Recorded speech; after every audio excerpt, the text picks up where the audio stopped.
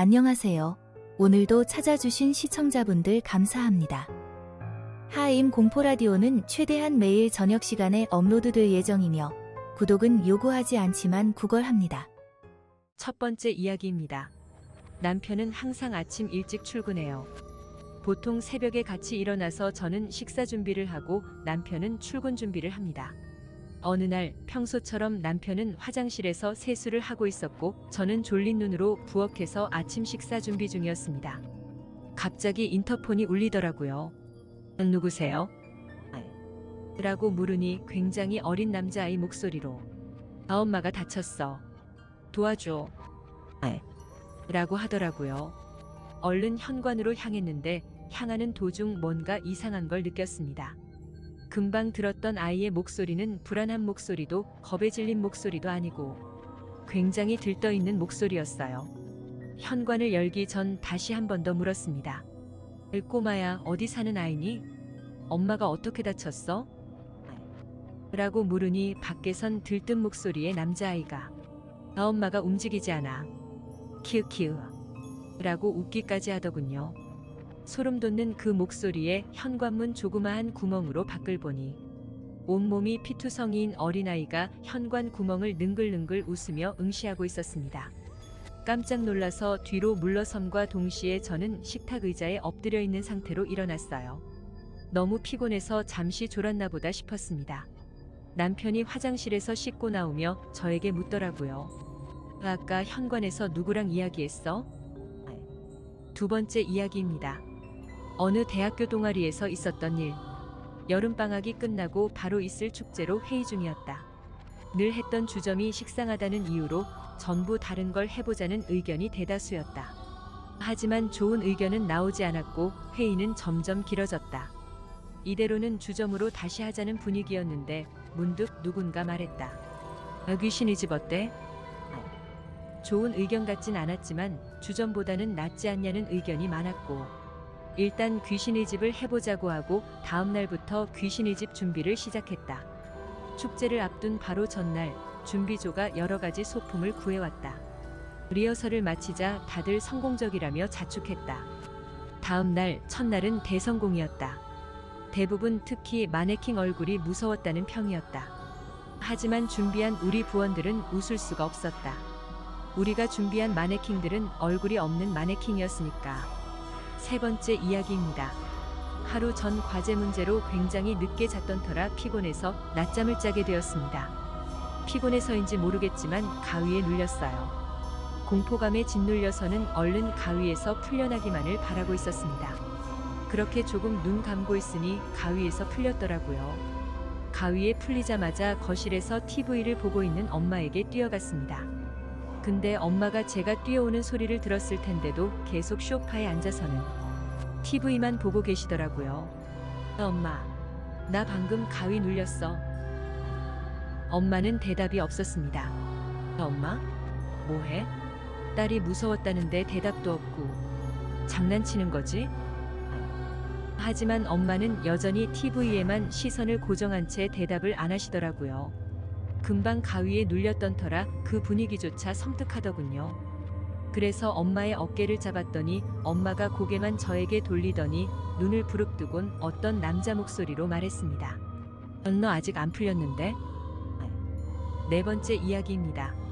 나는 요식업 쪽으로 근무를 하고 있다. 지명까지는 밝힐 수 없지만 어쨌든 중부지방 쪽이라는 것까지만. 바다와 산이 가까워서 두 극단적인 식재료를 비교적 쉽게 구할 수 있기 때문에 만드는 쪽이나 먹는 쪽 모두에게 뛰어난 환경이라고 할 수 있다. 하지만 가끔 이상한 재료가 섞여 있을 때가 있다. 2년 정도 전 그날은 예약을 한 단체 손님에게 문어밥을 대접하기로 되어 있었다. 항구에서 직송된 문어를 커다란 큰 냄비에 삶아서 다른 한 사람이 손질을 하고 육수에 넣고 푹 끓인 다음에 잘게 써는 작업에 들어갔다. 작업이 시작되고 나서 얼마 후 주방에서 으악 하는 소리가 들렸다. 한 요리사가 칼을 바닥에 떨어뜨린 채 뒷걸음질을 치고 있었다. 머리카락이었다. 칼집을 넣은 문어 다리 속으로 몇 가닥의 머리카락이 문어살을 통과하고 있었다. 기분 나쁜 상황에 등골이 오싹해졌다. 한 마리뿐만이 아니라 어떻게 들어간진 모르겠지만 10마리 가까이 문어살 속에 사람의 머리카락이 들어있었다. 식칼을 넣을 때마다 머리카락이 칼에 걸리는 것이었다. 결국 단체 손님에게 죄송하다 말씀드리고 계절과는 맞지 않는 죽순밥을 대접하게 되었다. 문어는 전부 버리고 매입을 한 업체에 항의를 했더니 환불을 해준다고 했지만 다른 곳에서도 비슷한 일이 있었는지 묻자 애매하게 말끝을 흐렸다. 결국 어찌된 일이었는지 모른 채로 끝나버렸다. 다만 그 이후로 딱 한 번 같은 바다에서 채취한 도미의 몸속에 빽빽이 들어 찬 사람의 머리카락이 나온 적이 있다. 그 업체가 자살 명소라든지 이상한 전설이 전해지는 곳에서 작업을 하는 것도 아니다. 하지만 그 바다에서 매입한 식재료에는 가끔 이상한 물질이 섞여 있다. 나는 그 일 이후 절대 문어를 먹지 않는다. 5번째 이야기입니다. 나는 한 아파트에서 5년 정도 살았었는데 그때 층이 굉장히 높았다. 그리고 나는 지금도 여전하지만 자기 전에 우유를 마시는 것이 습관이었다. 그날도 자기 전에 우유를 마시려고 하는데 냉장고에 우유가 없었다. 차 안에다 잊고 놔두고 온 걸 깨닫고는 방 밖으로 나와 엘리베이터로 향했다. 쿵쾅 마이너스 쿵쾅 마이너스 쿵쾅 마이너스 쿵쾅 마이너스 하고 엄청난 기세로 비상계단을 올라오는 소리가 들렸다. 속으로 엘리베이터 놔두고 왜 비상계단을 올라오는 거지? 라고 생각했지만 그냥 다이어트 하나보다 생각하고 신경 쓰지 않았다. 엘리베이터가 내가 있는 층에 도착했고 문이 열렸는데 아줌마가 문 쪽을 등지고 타고 있었다. 기억 기분 나쁜 느낌이었지만 신경 안 쓰이는 척하며 엘리베이터 버튼을 눌렀다. 조금 기다리니 엘리베이터가 1층에 도착했다. 문이 열리고 안을 보니 아까 그 아줌마가 아직도 뒤를 향해 타고 있었다. 무서워서 엘리베이터를 타지 않고 비상계단을 통해 집으로 돌아갔다. 그리고 난 집에 돌아와서 깨달았다. 아까 비상계단으로 올라오던 사람. 그 사람도 아줌마를 본 거네. 6번째 이야기입니다. 내가 통학하는 역은 이상하게 자살 사건이 많았다. 그 때문에 전철이 급정거를 하는 일이 많았다. 급정거가 많은 날은 학교나 시험, 회사에 늦어도 발전철 사고가 났어요. 라고 이야기하면 학교는 지각 처리를 하지 않았고 시험날이라면 빈 교실에서 시험을 볼 수 있도록 해주었다. 그러던 어느 날 무심코 역의 플랫폼에 멍하게 서 있는데 갑자기 누군가 내 어깨를 잡더니 도와줄게 라고 말하면서 선로로 떨어뜨리려고 했다. 그 사람의 복장을 봤을 때 깔끔한 정장 차림의 얼굴은 평범했고 2530세 정도 돼 보이는 사람이었다. 하지만 입꼬리가 괴상하리만큼 치켜 올라가 있었기 때문에 굉장히 섬뜩했다. 고등학교 때 유도부였던 나는 순간 남자를 선로 쪽으로 넘겼다. 아차 싶었지만 정당방위라고 하면 괜찮지 않을까란 생각이 스쳐가며 그 남자가 오히려 넘어간 선로를 얼른 봤을 땐 아무것도 없었다. 잠깐 졸았나 싶을 정도로 깨름칙했지만 애써 무시하고 학교로 향했다. 그리고 나는 세월이 흘러 직장인이 되었다. 그때 그 일을 잊고 지내던 어느 날 회사로 가기 위해 역으로 향했다. 너무 붐벼서 줄의 뒤쪽에 서 있었는데 별 생각 없이 줄의 앞쪽을 보는데 몸집이 작고 고등학생 정도로 보이는 남학생이 서 있었다. 근데 그 학생의 뒤로 그때 봤던 깔끔한 정장 차림의 남자가 접근해 고등학생의 귓가에 뭐라고 한 뒤 어깨를 잡고 선로로 밀었다. 나는 생각했다. 5년 전 헤어스타일, 모습, 신장, 얼굴 그대로인 사람이 있을 수가 있을까? 남자를 뚫어져라 쳐다보고 있었다. 그 순간 뒤를 돌아본 남자와 눈이 마주쳤고 그때와 똑같이 입꼬리가 치켜 올라가 있는 것을 확인했다. 불과 23초 정도였지만 30분 정도 넘는 것처럼 느껴졌다. 퍼뜩 정신이 들었을 때 주위에서 애끼야, 헉 같은 말들이 들려왔다. 그렇게 사고가 났다. 고등학생의 자살사고. 나는 상사에게 늦을 거라는 전화를 걸었다. 덧붙여 그 후에도 자살사고는 계속 진행되고 있다. 7번째 이야기입니다. 더운 여름날 저녁 창문을 모두 열어놓고 방충망만 쳐놓은 채 TV를 보며 지루해하고 있었다. 사토씨 실례합니다. 택배입니다. 어느새 잠이 들었는지 택배 아저씨의 목소리에 일어났다. 시골이니까 현관도 열어둔 채였다. 현관과 나 있는 곳 사이에 걸려있는 노랫 너머로 익숙한 검정 바지와 폴로 셔츠를 입은 사람의 가슴 정도까지가 보였다. 아, 죄송해요. 지금 나가요. 대답을 하면서 몸을 일으키다가 문득 깨달았다. TV에선 흐가키노츠카이가 방영 중이었다. 이 프로그램은 밤 11시부터 시작하는 방송이었다. 당황해서 시간을 확인하니 시간은 11시 18분을 가리키고 있었다. 그 순간 오싹함과 기온과는 다른 한기에 등골이 오싹해졌다. 아무리 서비스에 충실하다 해도 밤 11시가 넘은 시간에 택배가 온다는 건 말도 안 되는 일이었다. 노랫 너머로 배달원을 다시 한번 확인했다. 잘 보니 물을 뒤집어 쓴 것 마냥 전신에 물방울이 뚝뚝 떨어지고 있었다. 사토씨 실례합니다. 택배입니다. 아까와 똑같은 톤, 똑같은 말로 배달원이 부르고 있었다. 어떻게든 거절하기 위해 머리를 썼지만 거절할 만한 말이 생각이 나지 않았다. 사토씨 실례합니다. 택배입니다. 사토씨 실례합니다. 택배입니다. 사토씨 실례합니다. 택배입니다. 사토씨 실례합니다. 택배입니다. 사토씨 실례합니다. 택배입니다. 사토씨 실례합니다. 택배입니다. 사토씨 실례합니다. 택배입니다. 사토씨 실례합니다. 택배입니다. 망가진 레코드 플레이어 마냥 반복해서 부르고 있었다. 확실하게 느꼈다. 그 존재는 사람이 아니란 것을. 게다가 녀석은 현관을 열고 벌써 문 안에 들어와 있었다. 사토씨 실례합니다. 택배입니다. 사토씨 실례합니다. 택배입니다. 사토씨 실례합니다. 택배입니다. 사토씨 실례합니다. 택배입니다. 크크. 우리 집에 온 것이 틀림없을 봉투를 현관의 마루에 두더니 구두를 벗고 방을 향해 왔다. 지은 지 20년이 지나서 낡은 마루를 밟아서 삐걱 마이너스 삐걱 마이너스 하는 소리를 내며 거실로 들어오는 소리가 들렸다.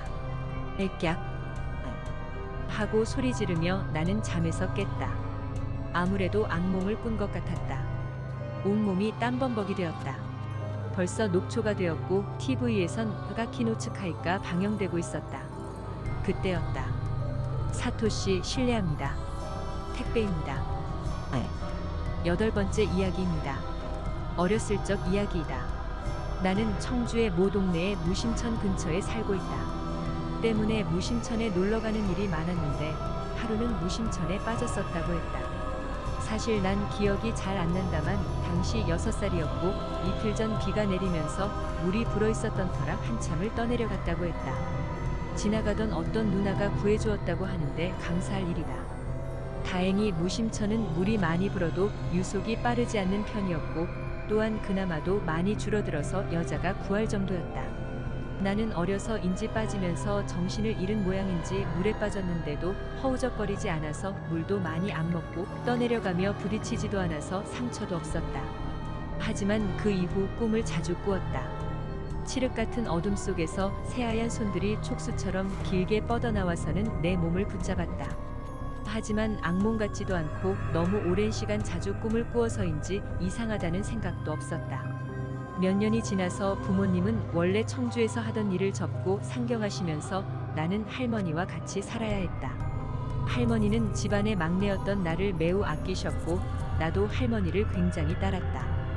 그렇게 한동안 시골에서 지내게 되었다. 국민학교 입학하고 얼마 안 된 시절에 시골에는 TV와 냉장고 한 대가 전부였는데 우리 시골집은 아궁이를 사용해서 난방을 했다. 우리 집은 잘 사는 편이 아니었고 나는 늘 아파서 골골거려서 병원에 가도 차도가 없었고 계속 몸이 나빠지기만 했다. 요양차 시골에 내려갔던 터였다.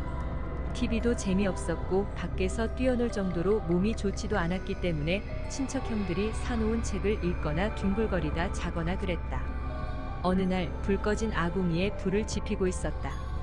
딱히 할 일이 없었기 때문에 유일하게 하던 장난이 불장난이었으니 소 여물로 사용하려고 쌓아둔 집단에서 지푸라기를 뽑아서 사람처럼 만들어서 옆에 잔뜩 쌓아놓고는 화영놀이라면서 장난을 치곤 했는데 지금 생각하면 그 나이 때 굉장히 잔인한 놀이였다. 한참을 태우고도 나무에 불이 제대로 안 붙어서 또 태우고 놀고 있는데 어두운 아궁이 안에서 익히 보던 무엇인가가 빠르게 기어나왔다. 꿈속에서 보던 촉수처럼 긴 하얀 손이었다. 하지만 꿈속의 흐릿한 모습과는 다르게 촉수처럼 흐느적거리지 않고 길고 가는 손과 팔은 빠르게 튀어나와 내 앞에 흙을 쇠스랑처럼 콱 찍어 긁어냈다. 길고 두꺼운 그리고 시커멓게 때가 낀 손톱이 바닥을 미친 듯이 긁었다. 나는 너무 놀라 뒤로 넘어져 엉덩방아를 찍고도 무서워서 움직이지도 못하고 그를 쳐다보던 나를 아쉬운 듯 손을 휘적거리며 잡아채렸다. 자세가 낮고 키도 작았던지라 아궁이가 정면으로 보였는데 어두운 구석 먼 발치에서 새빨간 눈이 보였다. 길고 가는 팔을 위협적으로 흔들던 그것은 처음에 빠르게 튀어나왔던 속도와는 다르게 천천히 팔을 안으로 끌고 들어왔다. 그리고는 나지막히 중얼거렸다. 아가, 우리 이쁜 아가 이리 오렴. 그것은 마치 자신의 아이를 부르는 것과 같은 말투와 목소리였다. 하지만 어두운 어둠 속에서 반만 보이는 그 얼굴, 말을 할 때마다 벌어진 입속으로 아궁이의 어둠보다 더 새까만 어둠은 나를 두려움에 빠지게 만들었다. 너 엄마한테 와야지, 어서.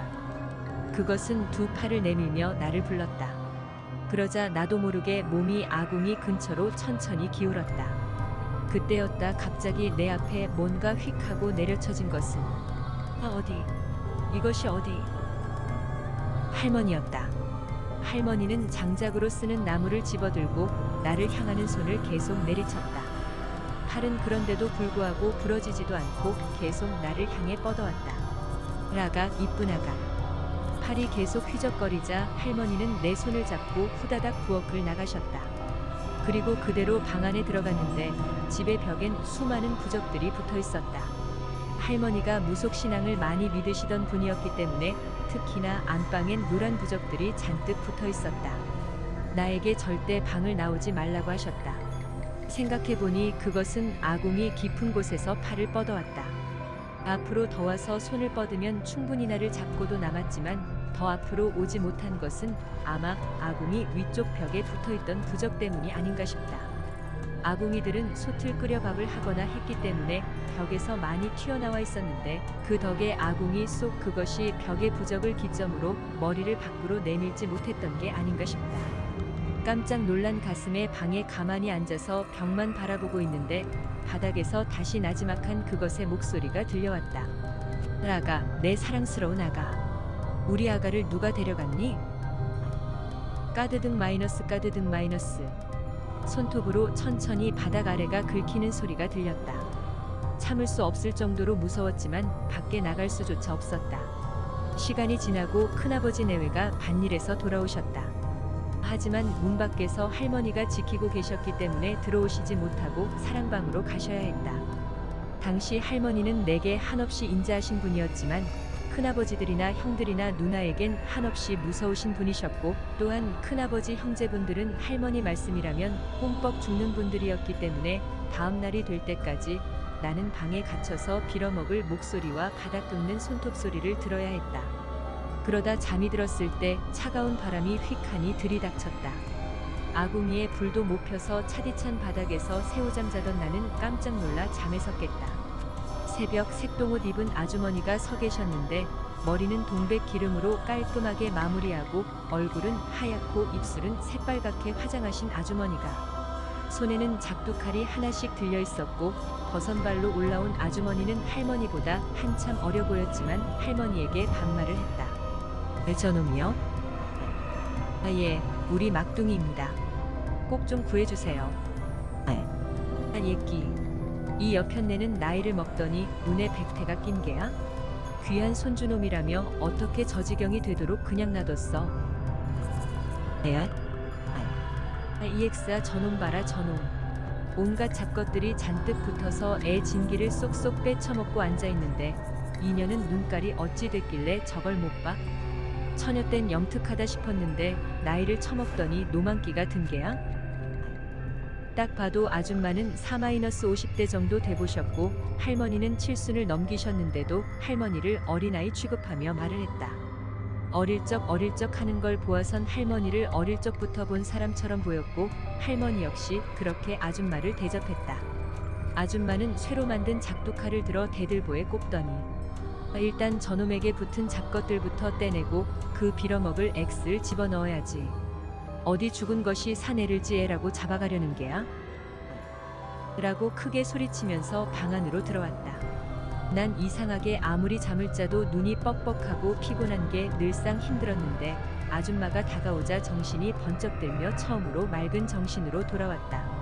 하지만 그럼에도 불구하고 바닥에서는 나지막히 그것의 목소리가 울리고 있었는데 그 소리는 어제와는 다르게 마치 울부짖는 것처럼 들려왔다. 돌려줘. 돌려줘. 내 아이야. 내 아이를 돌려줘. 그리고 바닥을 긁는 소리는 더욱 빨라졌고 금세라도 땅을 뚫고 기어나올 것만 같았다. 아줌마는 그런 소리가 들리는지 모르지만 내 몸에서 뭔가를 잔뜩 떼어내는 신용을 했다. 대부분 등에서 떼어냈는데 떼어낼 때마다 진짜로 몸이 한결 편해지는 걸 느꼈다. 하지만 어린 나이였던지라 당시 상황이 어떻게 돌아가는지 판단도 못했을 뿐더러 플라시보 효과를 느낄 정도는 아니었다. 아줌마는 계속 떼어내는 신용을 하며 이것들 뭐 일이 많이 붙어있어? 물귀신 놈들. 이놈이 죽을 놈처럼 보였냐? 여긴 물도 없어. 소리치고는 바닥에 뭔가 떨어져 있다는 듯 주섬주섬 주워들더니 밖으로 나가셨다. 그리고 분홍색 보자기에 담는 신용을 하더니 저고리에서 노란 부적을 몇 장 뜯어 보자기에 같이 집어넣고 마당에 들고 나가 태웠다. 아줌마는 그렇게 보자기가 전부 다 탈 때까지 보자기 앞에서 몰아 중얼거리다가 다시 내게 돌아와 내 손을 잡고 부엌으로 갔다. AX아, 내가 말했지. 부엌에 어린 사내놈들 들어가지 못하게 단속하라고. 정신 말짱한 녀석들도 헛것이 보일 정도로 악독한 X인데 어렸을 때 물에 빠져 죽을 뻔하고 내가 물에 빠졌다는 건 할머니도 이야기한 적 없으며 나도 이야기한 적 없었다. 온몸에 잡것들을 잔뜩 붙은 애가 들어오니 이 지경이지. 아줌마는 할머니에게 호통을 치고는 나를 아궁이 앞에 앉히시며 말했다. 앞에 보이냐? 네. 저것도 보여? 여전히 그것은 나에게 너무 잘 보였다. 하지만 이상하게 이번엔 손을 뻗지 못하고 주저하고 있었다. 하지만 모정의 승리인 건지 뭔진 몰라도 그것은 다시 우리 아이, 사랑스러운 우리 아이, 내 아이 라고 말하며 손을 뻗어왔다. 그러자 아줌마는 하나 남은 작두칼로 그것의 길고 앙상한 두 팔을 펑 마이너스 내리치며 소리쳤다. 자껏 돌아가. 그러자 그것은 팔이 푹 잘려나가며 미친 듯이 소리를 질렀다. 잘 들어. 저것은 어차피 이 밖으로 못 나와. 그리고 어린애가 아니면 접근할 일도 없을 거야. 팔이 쏙 들어가 씩씩거리며 자신을 쳐다보는 귀신을 바라보던 아줌마는 잘려나간 두 개의 귀신팔을 들더니 작은 관을 꺼내어 그 안에 넣고 닫았다. 그리고 노란 부적을 붙이고 금줄로 칭칭 동여맸다. 이제 팔도 없으니 애들이 와도 아무것도 못할 거야. 벽에 붙은 부적만 안 떨어지게 잘해둬. 라고 말씀하셨고 공포스러웠던 시골의 나날들은 지나갔다. 그리고 알게 된 사실이지만 시골 형들도 부엌에만 들어가면 크게 혼났다고 한다. 하지만 형들과 내가 나이 차이도 많이 났고 형들은 아무 일도 없었기에 할머니도 잊고 계셨던 금기사항이라고 했다. 그리고 몇 년 뒤 할머니가 암으로 돌아가셨고 집을 허물어 예쁜 양옥집이 만들어졌기에 아궁이도 없어졌고 귀신도 없었다. 당시 기억은 나 혼자만 간직한 기억이 되었고 간간히 군대에서 후임들에게 들려주거나 여자친구를 놀려줄 때 가끔 하는 이야기가 되었다. 벌써 20년도 더 된 이야기다. 하지만 내가 이렇게 이 일을 다시 꺼낸 이유는 밤이면 찾아와 뒤에서 날 천천히 끌어안는 그것 때문이다. 아, 우리 아기. 엄마가 왔어. 우리 아가 엄마 많이 보고 싶었지? 엄마랑 가자. 엄마랑 가자. 그것은 그리 말하며 내 목을 조르고 싶어 했다. 하지만 그것은 팔이 없어서 내 목을 조르지 못하는 것 같다. 다행이겠지. 하지만 지금도 내 뒤에서 나를 자신의 아이라 부르며 내 목을 조르고 싶어하는 그것이 이상한 말을 하기 시작했다. 너덜거리는 하얀 소복의 새하얀 몸뚱아리, 뱀처럼 긴 목, 팔뚝 관절 앞부분이 모두 잘려나간 길고 앙상한 팔. 그것은 나를 내려다보며 그동안과는 다른 말을 하기 시작했다. FX이 죽었으니 이제 엄마 팔만 꺼내면 돼. 우리 아가 조금만 기다려. 그 아줌마를 찾다가 남긴다. 2013년 11월 3일 돌아가신 무속인을 알고 있으시다면 제보 부탁한다. 요즘 뒤에 그것이 말이 바뀌었다. 은줄은 거의 다 풀었어. 이제 이 종이만 떼어내면 돼. 라고. 9번째 이야기입니다. 저는 직업이 배관공입니다. 하루는 어느 아파트 안방 화장실 천장에서 물이 샌다는 전화를 받고 방문했어요. 들어가 보니 눈빛이 굉장히 날카로워 보이는 아주머니가 문을 열어주고는 힘이 하나도 없는 사람 마냥 소파에 몸을 맡기고 누워서는 알아서 해달라는 식으로 말하더군요. 처음엔 그냥 몸이 안 좋으신 건가 싶었죠. 그래서 그냥 바로 화장실로 향했습니다. 화장실 상태를 보니 천장 보온재를 다 뜯어내야 할 정도로 상태가 안 좋았어요. 위쪽 상황을 보기 위해 천장의 환기구를 통해서 머리를 넣고 확인하는데 한쪽 구석에 노란색 종이에 뭔가 쌓여 있는 게 보였습니다. 공구를 이용해서 끌어다 보니 식칼이었어요. 노란 종이는 부적이었습니다. 오래되어 녹도 많이 쓸어 있었고 곰팡이도 껴 있었어요. 순간 놀랐지만 집에 주술적인 의미인가 싶어서 그냥 다시 놔뒀습니다. 그리고 작업이 모두 끝나고 아주머니한테 공사가 조금 커질 것 같다고 말씀드리면서 천장의 칼도 여쭈어 봤어요. 아주머니는 몰랐다며 깜짝 놀라시면서 묻길래 말씀드렸더니 남편분께 전화하시더라고요. 얼마 후 남편분이 도착하셨고 조심스럽게 칼을 꺼내달라 하시길래 꺼내드렸습니다. 둘 반응은 전혀 모른다는 반응이며 처음 본다고 했습니다. 아주머니는 경찰에 연락했고 저는 돌아왔습니다. 며칠 후 경찰에 연락이 와서 참고 조사해야 한다고 해서 방문했어요. 갔더니 별건 없고 방문 목적과 주민번호 등 적어주고 나오는데 담당 형사님한테 물어봤습니다. 말하기로는 그 아주머니가 친엄마가 아니고 계모였는데 딸과 사이가 많이 안 좋았다고 해요. 그래서 딸이 돈을 들여서 부적을 쓴 거라고 하더랍니다. 집에 가며 와이프에게 말하니 도착하니 소금을 제 몸에 뿌려줬고 지금도 가끔 저주가 서린 칼을 만진 게 기분 나쁩니다. 그리고 얼마 전 동네에 유명한 무속인을 찾아가서 다른 걸 물어보며 그 부분도 물어봤는데 그 의미는 빨리 죽으라는 의미라네요. 그 집에 사는 모든 사람들이. 마지막 이야기입니다. 나는 사주나 타로만 보면 오복이 뛰어나서 죽을 때까지 손에 떨어지는 일이 없고 바쁨거나 몸 아플 걱정이 없다고 하더라. 자랑은 아냐. 한번 끝까지 봐봐. 지금까지 어머니가 어디 가서 물어보시거나 내가 심심해서 타로를 본 것까지 한 5군데 정도 되는데 가는 곳마다 마지막에 하는 말이 있어. 그때 가서 묻지 마세요. 복이 너무 좋아서 아마 일부러 험담해서 부적사라느니 할 수 있어요. 라고 하더라고.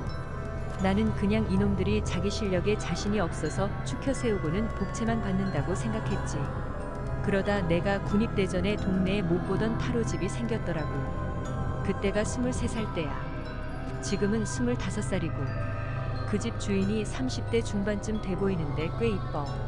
듣기로는 미국에서 대대로 주술을 했던 계열의 집안인데 그쪽 생활이 너무 질려서 또 위험해서 한국으로 넘어왔다고 들었어.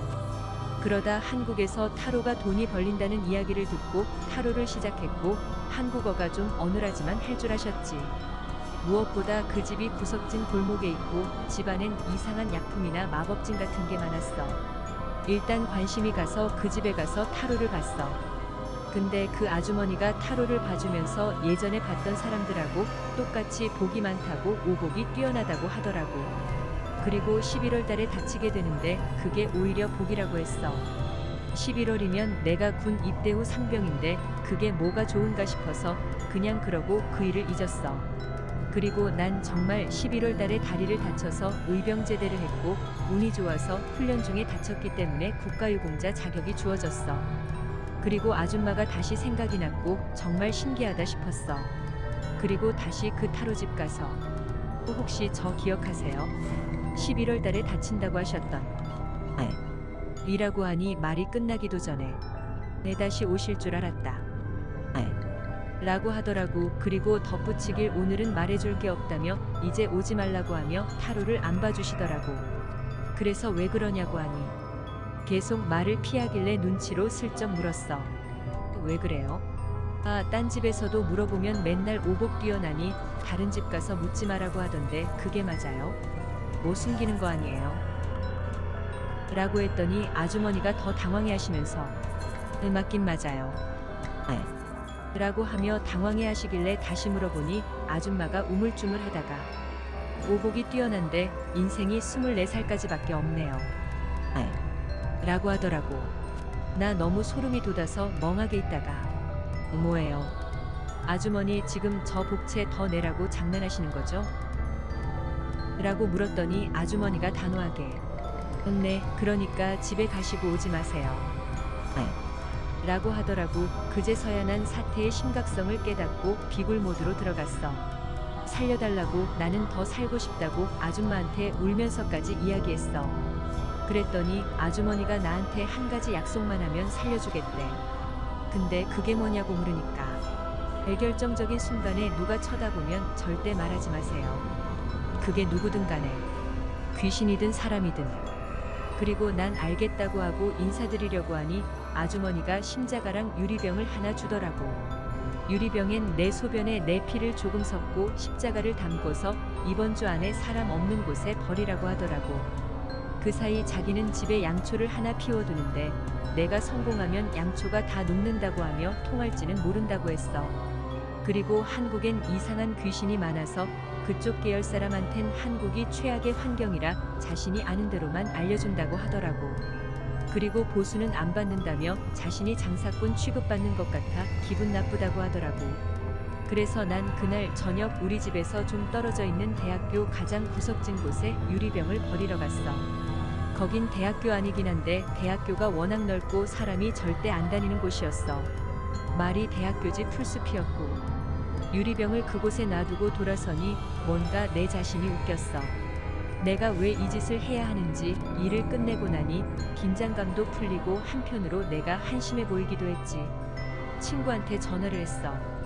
근데 소름 돋는 건 내가 도서관 쪽으로 가는데 어떤 남자가 검은 모자를 푹 눌러쓰고 바바리 코트를 입고 날 쳐다보면서 다가오는 거야.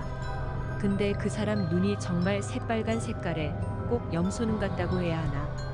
그리고 대뜸 타로카드 아줌마가 한 말이 생각나더라. 그래서 친구가 전화해서 여보세요? 하는데도 진짜 아무 말도 안 하고 걸어갔어. 근데 그 남자가 지나치면서 아, 핸드폰 있네. 라고 나한테만 들릴 정도로 속삭이고 지나갔어. 다음날 그 타로카드 집에 찾아가니 양초는 다 녹아서 없고 아주머니가 차 한 잔 주시면서 학생 손목에 팔찌가 채워져 있었어요. 라고 하며 이야기를 설명해 주시는데 말하기를 무슨 링인데 악마 같은 존재들이 채우는 거라 하더라고.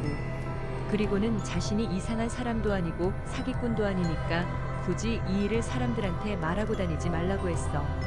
그리고 얼마 뒤였나 자고 일어나니 엄마가 말하시기를 대학 도서관 앞에서 여대생이 죽었다고 하더라. 원인은 사이코패스의 묻지마 살인.